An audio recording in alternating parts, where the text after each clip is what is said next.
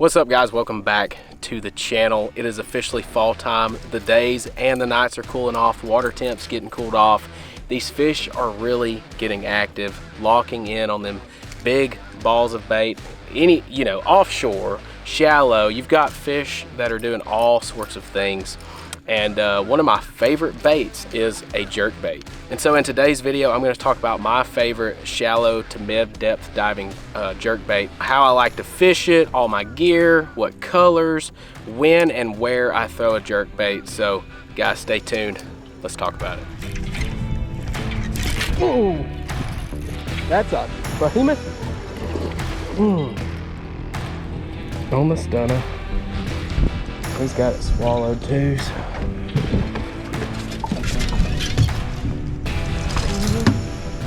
Thank you, sir. Thank you, sir. Let's go. Let Berkley Stunna.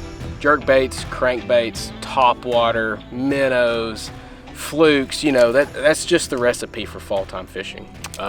There's days where a soft body jerkbait works better. There's days when a crankbait works better, and then you have those days where a jerkbait is just flat out wrecking the bass, and a jerkbait really catches them just about any day. Whenever you get on those active schools of bass, a jerkbait will catch just about at least a couple fish out of every school. It's a very reliable bait this time of year whenever you're chasing those shad eaters. But anyways, guys, the Berkley Stunna 112 is my favorite that I have found. And while saying that, I do have a bunch of newer jerkbaits, or new to me jerkbaits that I've never fished before that I'm gonna be trying out this fall. So that might change, but for right now, I really love the Stunna.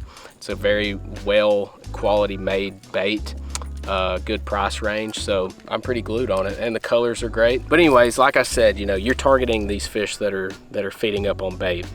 Whether that's threadfin, gizzard shad, blueback herring, and if that's fishing shallow or out in the middle of the lake, fish shad are everywhere this time of year, and so that means that the bass are going to be everywhere. You can catch them on the bank, you can catch them in 30 feet, but really that more shallower to mid-depth stuff off away from the bank is what I really like, especially on the Tennessee River. Now, if we're on Wheeler Lake, I like to be on the bank, getting really close to the bank, but every lake's different. But anyways, guys, we're gonna get out on the water here in a second, and I'm gonna show you exactly how I like to fish the bait. But real quick, I wanna go over the colors.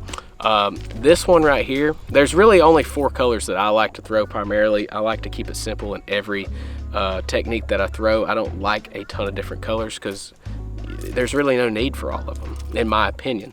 But this is my #1 go-to, and that's the hanky-panky color. It's got that chartreuse belly. It's kinda got a hint of transparency right there in the middle, but just white, more bone color on the top and on the sides, and it just blends real well with that bone, a little bit of transparency, and then the chartreuse belly. But the hanky-panky, that is my go-to. And then another one that I like is the Tennessee shad. And you'll see, the goal of this is to have a bait that imitates shad. That's what we're chasing, is bass that's eating up on shad. So Tennessee shad's a good one. And I like both of those baits in your more clear water. The hanky-panky actually shines more in your stained water. I guess it's that chartreuse belly just really does a good job in that more stained water. But I tend to not really fish a jerkbait as much if the water starts getting muddy. I feel like that's a clear water presentation. At least that's what I have the most luck on. But if I'm on Smith Lake, this is, I believe Berkley calls this the silver dollar. This really is good on those blueback herring eaters. I've caught them here on Guntersville and Wheeler with this, but it's definitely not my go-to unless I'm targeting those blueback herring eaters, the spotted bass primarily. And then one that I throw every now and then. Honestly, I just haven't caught a ton of fish on it, but I like it. I mean, it's a really cool design, and that's the Northern Lights. And this thing's got a kind of a blackish, purplish hue top on it. Little transparency on the body. It blends real well. Chartreuse belly. And guys, that's one reason I love the Stunnas. Berkley just did a really good job on the color variations. Everything blends real well.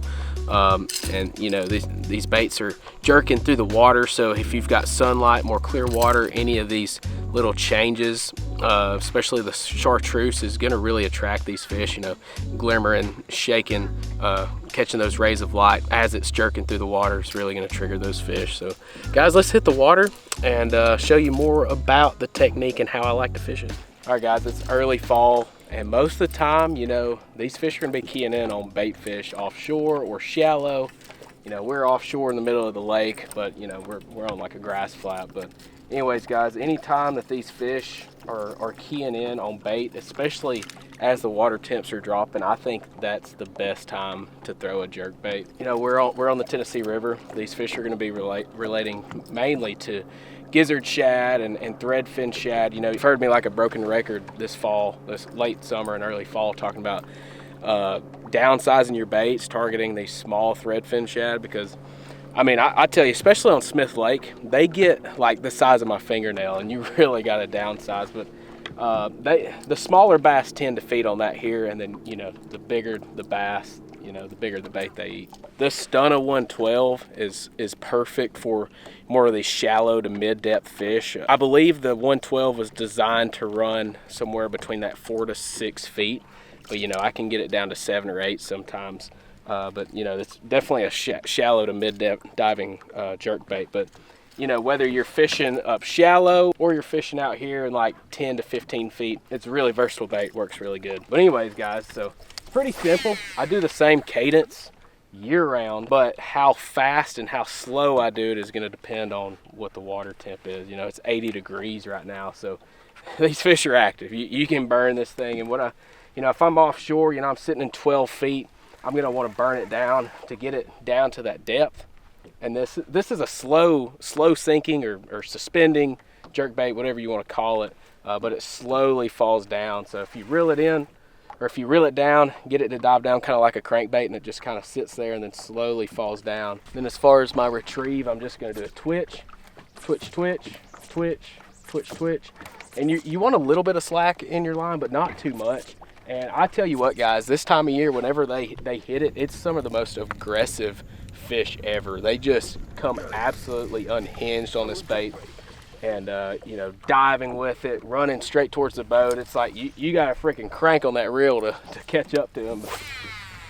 But yeah, like I said, it's warm right now, so we're gonna do fast twitches. Twitch, twitch, twitch. Now say the water tip was 50 degrees, I would do it a lot slower. You know, twitch, twitch, twitch, twitch, twitch, twitch. Just a lot longer pauses in between your twitches. One thing to keep in mind, if you have access to forward-facing sonar, it's going to make this technique so much better, because you can really see the way these fish are reacting to your bait. You can swap through colors. You can go to a deeper diving jerk bait. But most of the time, I would say probably 80% of the time, I'm throwing a 112, and then I'll jump up to the 112 plus 1. I really love the Berkley Stunna. It's a great design bait, and it's also very affordable. I think they come in anywhere from like $12.99 to $14.99 in most of your tackle shops. But really good. I catch a lot of fish on them, and they last. You know, a lot of times different jerk baits, or really any bait at all, any hard bait at all, after you catch a bunch of fish on them, you know, they kind of lose their buoyancy, or they just lose their quality as you catch a bunch of fish on them. But I've been fishing these for two or so years.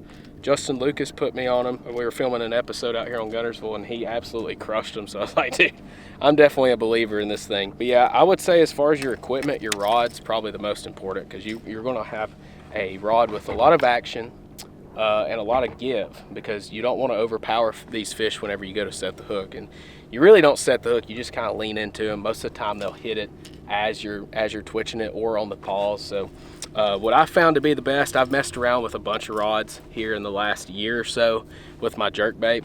A lot of them were overpowering and some were underpowering, and I landed on this rod. This was the perfect size rod. It's a 7'1" medium Duckett Pro Series, and it's a really sensitive, lightweight, balanced rod. Feels good in my hand, and I can feel everything as far as the bite goes. And then you want a mid-range gear ratio reel, 6/8 to 1.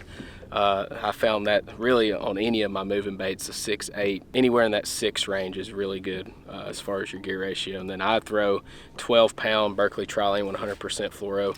And you know, like I said, this bait's designed to run in that 4 to 6 foot range. If I wanted to, you know, if I was fishing shallower and I didn't want it to run as deep, you know, throw some 20-pound fluoro on, or, you know, if I wanted to get down real deep, jump down to 10 or even 8-pound test, which I would never do that because these fish absolutely throttle this bait. And so if you're trying to set the hook on 8 and 10-pound tests while fish is running against you, you might break off. So 12 pounds is what I go with. Every now and then I'll throw 15, but 12-pound fluorocarbon is definitely what I would recommend for it. All right, guys, I want to thank you so much for watching this video. I hope you learned something. This is something that you're definitely going to see a lot here on the channel as the water starts cooling off, continues to cool off on into the late fall, early winter. I really love the jerkbait bite, and like I said in the intro, I've got a bunch of new to me jerkbaits I've never tried before. We're going to be testing them out, so I might end up having a new favorite, but the Stunna is pretty hard to beat right now. But guys, I want to thank you so much for watching. If you enjoyed it, make sure to hit that like button, subscribe to the channel, and we'll see you in the next one.